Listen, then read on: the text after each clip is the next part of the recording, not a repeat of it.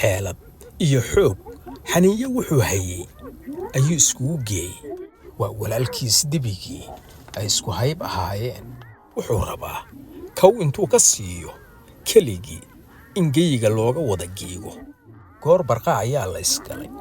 wax gowda la isku hayo midkoodna muusan garan wuxuu dilayo inuu yahay hilkiisii barrito. rugagga ayay isku aasteen. midba midka kale isdhaafi ayuu lahaa.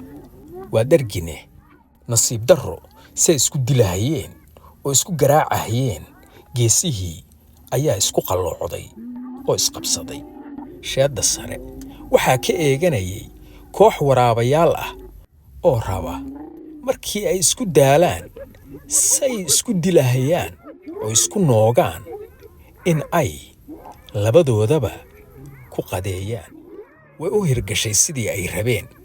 iminka waa la soo cunay walaalkiis. madaxiisii keliya ayaa sii muuqda. asaguna wuu ku xigaa oo waa next. cadowgu sidiisaba wuxuu ka adeegtaa ciddii ayadu isku maqan oo indhaha isku haysa.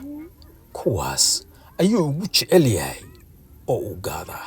waxa aad ka garan kartiin ood ka arki kartiin aqligiinna intaa kaashatiin adinka lee waaye.